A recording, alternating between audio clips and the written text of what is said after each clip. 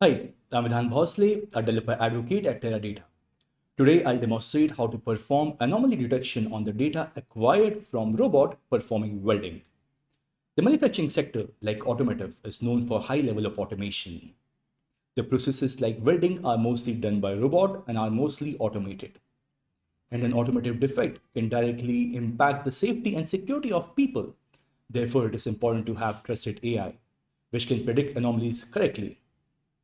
Teradata VantageCloud with ClearScape Analytics forms the basis of trusted AI, which relies on high quality and harmonized data. So let's get started. To access this demo, you need a ClearScape Analytics Experience account. Go to teradata.com/experience, create your own free account, and sign in. Once you have signed in, you can see a dashboard. In this dashboard, you'll need to create your own environment. While creating your environment, make sure that you're jotting down the password because this password will be used for the demo.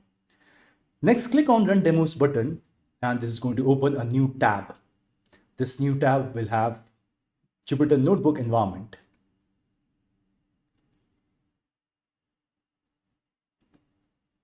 In this hosted environment, look for Use Cases folder. In the Use Cases folder, you have to open Anomaly Detection folder. And here you'll find the notebook which we are going to use for our demo. This demo is about automotive industry, where resistance welding is prevalent. Spot welding is one of the oldest method of welding and is part of resistance welding. In automotive industry, it is used for welding body panels and assemble small parts and components in a car. To understand this demo, you need to understand what spot welding is and how does it work. Let's say that you have two sheets of metal that you want to weld. What you do, you keep them together and then on top and on the bottom, you apply electrodes. These electrodes are made of copper alloy. Then you pass high current through it. What happens is the current starts heating the metal sheets because metal sheets offer resistance. After heating a lot, the metal sheet starts melting and they start fusing. When the metal sheets are completely fused, the current is stopped, but electrode pressure is still applied. After some time, the molten nugget starts solidifying and we get the joint. This is how basically spot welding works. In automotive industry, the process of welding is completely automated and done by robot. But there could be cases where the quality of welding is not good. We will analyze the anomalies in the welding spot due to welding current. More specifically, the resistance. The resistance is the ratio of voltage to current, and the resistance defines the quality of weld. We start by preparing for the demo. It involves 3 steps. 1. Installing the library. 2. Importing the library. And 3. Getting the data for the demo. For the first step, which is installing the library, if you are running this code on a different platform than ClearScape Analytics Experience, then you'll have to uncomment these lines and execute this cell. Thankfully, we don't have to do that because ClearScape Analytics Experience comes with pre-installed libraries. All you need to do is run this cell and it is going to import all the required libraries for this demo. Once these libraries are imported, next, what you need to do is you need to get connected with your environment. Run this cell and it will ask you for your password. If you remember, you had jotted down the password for this particular scenario. Enter your password.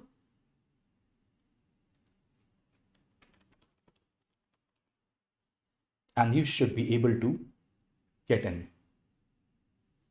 Next, we need to get the data for this demo. And for that, we simply have to run this cell. It will fetch the data and it might take some time for you, but for me, I have already got this data. So it ran a little quickly. Next is an optional step, but I'll suggest you all run it because it will show you the status of your table and database. You can see that we have some databases in our environment. After that, in third step, we are going to analyze the data set. And the data set is still raw. We have not done anything on it. First thing first, what we need to do is we need to create a Teradata data frame. And this is going to be done on the table which has sensor data. Now, the reason we are calling it sensor data because this data is acquired from a robot and from the sensor which are installed on a robot. Now, if you see at the table, they are 4 column names and these columns are each different.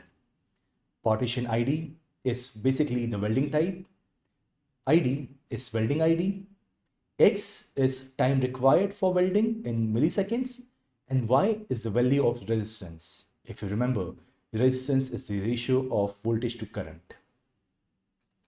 The next thing that we are going to do is we are going to create a new view which will be cleaner and which will have proper column names.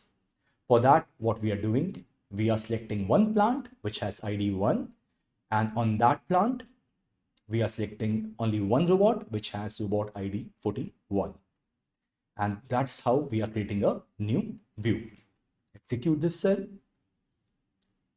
And then you'll be able to see how does that table view looks like. Now, this has more columns. You can check the shape of this complete view by adding this line.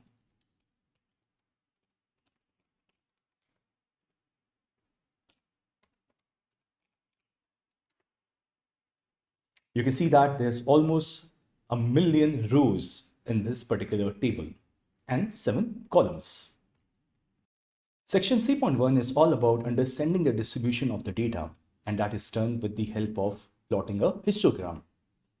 We are leveraging the massively parallel architecture of Teradata Vantage and histogram function of Teradata ML. First, we are calculating the min, max, and count of the column time underscore ms. Once we get that, the next thing what we are doing is we are creating a histogram object, which is obj, which has column which is count underscore time underscore ms, and we are defining the method type which is scott. Once we have the object, the next thing that we need to do is we need to plot it.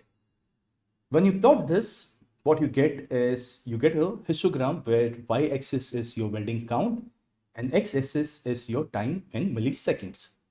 What does this graph say? It tells that the number of welding done in a particular duration of time. Say for example, between 0 and 100 milliseconds, we completed 11 weldings. You can check it here. 11 weldings completed between 0 and 100 milliseconds. Now, one of the most important parameter of resistance welding is resistance itself. If the value of resistance is varying too much, that means that there is something wrong with the welding process or the weld quality is not up to the mark. So what do you do here? If you plot a graph between resistance and time while keeping welding ID as constant, you can observe that there is a lot of variations happening between 40 milliseconds and 400 milliseconds. But the curve on this resistance is not smooth. That means that there is a lot of noise. So the first thing that we need to do is we need to smoothen this curve. We need to remove the noise. And for that, we are using window function. And with the help of window function, we are able to smoothen the curve. And you can see that these are the values of smoothened resistance versus resistance. Now we can plot it. We can see how it looks like with the help of this particular cell. Now, if you look at the plot, then you can see that both the curves and the smoothened curves. Now, to actually know and understand the changes in resistance, we need to find out the derivative. And derivative can be calculated with the help of lead function. Now, derivative gives us a better idea about the anomalies in the resistance here. For that, we are simply applying window function. And then we are calculating a derivative by finding out differences between consecutive resistance values, that too the smoothened one. You can see in this table that we have calculated the derivatives, that the current resistance value is say 316 and the next one is 311. So the difference is 311 minus 316, which is minus 5. So this is how derivative is being calculated.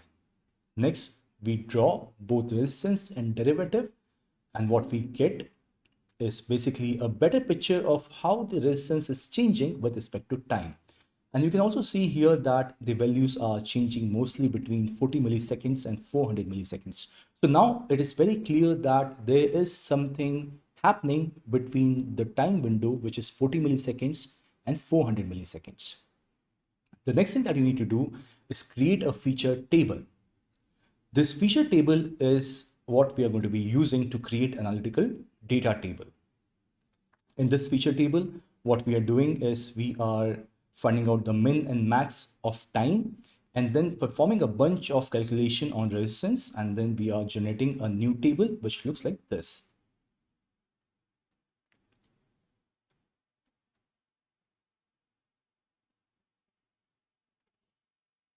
Now, the next section is anomaly detection.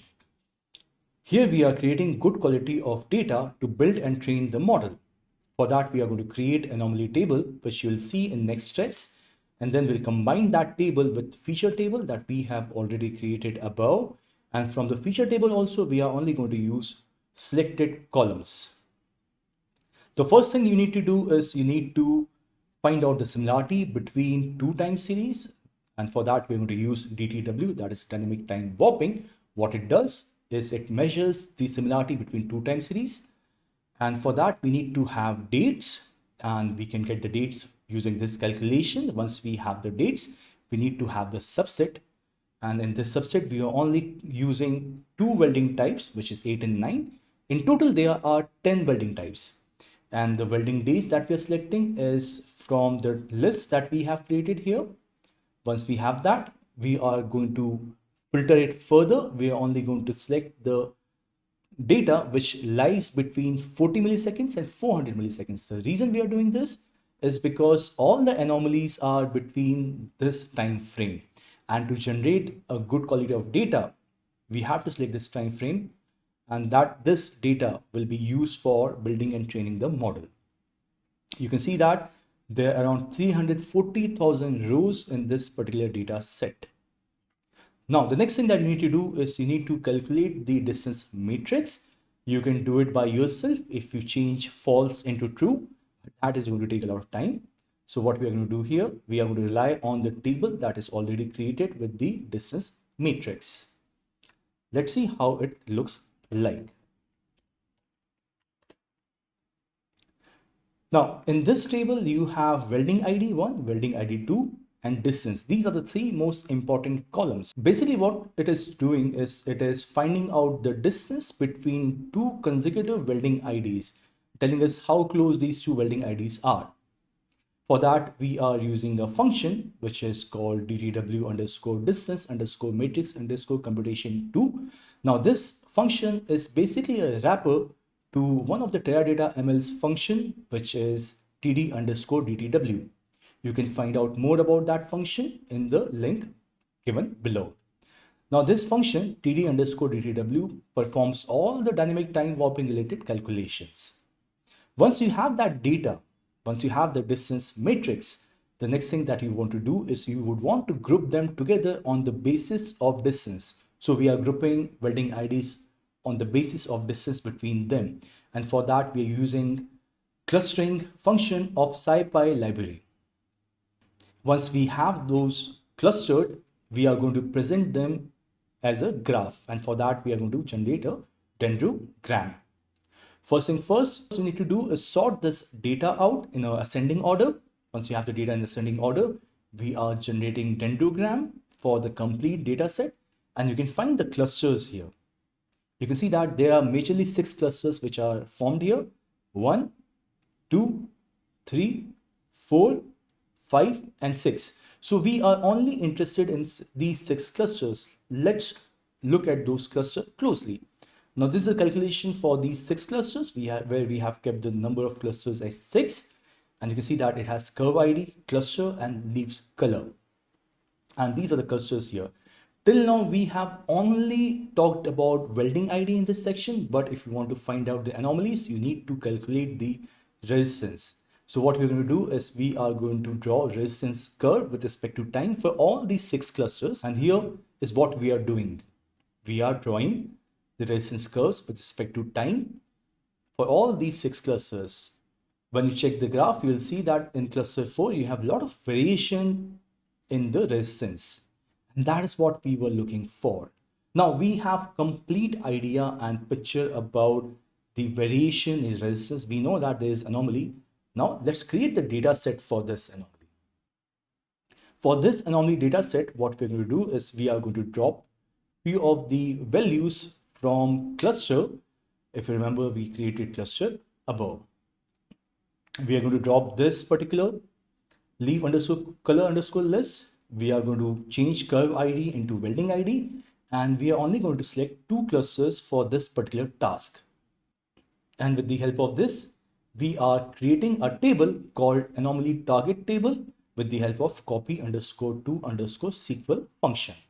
Now, if you look at the graph here, then this graph shows anomaly and welding ID. Now, anomaly is 0 or 1. This is basically anomaly flag with respect to welding ID.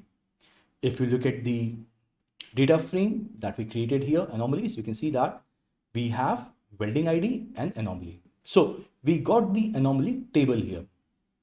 Now, what we need to do here, we need to combine or join our anomaly table with the feature table to create an analytical data set which we are going to use to build and train the model.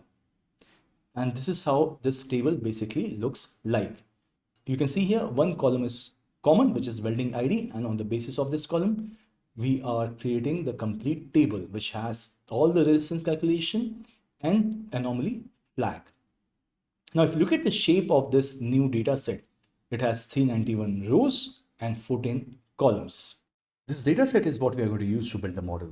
In this section, we are going to build the model, store it as PMML file, save it in our Teradata Vantage table from PMML file, and use it to score the data stored in Vantage. Before building the model, we need to perform feature scaling to avoid one feature influencing the result more due to its value than the other feature. Basically, we want to give equal importance to all the features. And for that, we are using scale fit and scale transform functions of Teradata ML library. Scale fit function takes the data set that we created earlier as input, the columns on which we want to perform feature scaling, the method which is standard deviation, global scale as false for scaling each and individual column separately. And then we have scale transform function where we are supplying the data set as an input and the output of scale fit function as one of the input. And then we are telling that the input column anomaly has to be shown in the output as well. And that is what we are looking at here. The input column is shown as the output column. And then all the feature scaled columns that we had supplied. And then we are converting the Teradata ML data frame into Pandas data frame. We have the data set that we need to build the model, but there could also be another issue related to imbalanced data set. For example, we have column anomaly, and in this column, all the values are either 0 or 1. Let's say that there are thousands of rows which has value 1 and less than 100 rows which has value 0. That means that there is imbalance of data set. That means that 0 is in minority class. So for that, we use Smote, which is able to handle that by generating data samples for minority class. And that is what we are doing here. We are generating these samples for the minority class. Once we have it, then we are creating the model object with the help of random forest classifier, where we have the number of trees in the forest is 10, max depth of trees as 3, and random state as 42. And then we are passing this model object to the scikit-learn pipeline. And this pipeline is what we are going to train here with the help of fit function. Now, once we have the pipeline trained, the next thing is to predict, and we are predicting the data here. And with the help of this predict, we are performing a bunch of calculations. These calculations are calculation of accuracy score, precision score, ROC AUC score, and F1 score. Now, if you see the values here, the percentage, the values is quite high. So we are good here. And that is the same thing we are presenting as metrics. And once we have our data and proper model, all we need to do is we need to convert it into .pmml file with the help of sklearn to PML function. What it does is that it encapsulates all the steps of scikit-learn pipeline into .pml file and store it locally, which you can find here. And there are some additional columns also that we are generating, which we are going to see next. With Teradata save underscore BYOM function, we are able to save externally trained model in Teradata Vantage in specified table. This function takes model ID, model file, which we have already created, a table name, the name of table in which you would want to store your model, and some extra columns, and it will save your model in Teradata Vantage. After saving your model in Teradata Vantage, you would want to have a data set which you can apply on this model and start making predictions. To create this dataset, we are applying the same method we did in section 5.4 for creating analytical dataset. Once we have the dataset, the next thing that you would want to do is you would want to perform feature scaling on that dataset. And for that, again, we are using scale transform and scale fit function. And this is how your feature scaled data would look like. Now, we have our data and we have our model. All we need to do is we need to retrieve the model using retrieve underscore BYOM function and predict the anomalies using PMML predict function of Teradata ML library. And this is what we are doing in this particular cell. With the help of retrieve BYOM, we are retrieving the model, which is stored in the table, and then we are passing that model in PML predict function with the data that we created, and we are also providing the input column, that is welding ID, as output column, and we are also providing the model output fields that we want to fetch using this particular model. And this is how it looks like. So we have welding ID as column, prediction, which is empty column, probability 0 and probability 1. Now, using this predict function, we are going to predict the anomalies, and this is what this cell is doing. It is predicting the anomalies. And once you run this, you can see that the anomalies are getting predicted here. For welding ID 331, the anomaly is 1, so the prediction is 1. So basically in this section, we have created the model. We have stored that model in PMML file, and then with the help of Teradata's BYOM function, we were able to store it in Teradata Vantage, and then we were able to make predictions on the anomalies with this particular model and the new dataset that we have. Section 7 is similar to section 6. In section 7, instead of using random forest, we are creating model out of decision forest. Here again, we are building the analytical data set. Once you have the analytical data set, you are training the model using decision forest. Once you have it, then you are evaluating and predicting the decision forest model. And then lastly, you are scoring the new data. In section 8, we are simply comparing decision forest and random forest that we created and stored in PMML file. We are simply comparing both of them on different parameters here. After all of this, all we need to do is we simply need to clean up the work table by running these two or these three cells. Thank you very much. I hope you enjoyed this video, and if you have any comments or queries, you can leave them in the comments. Until next time.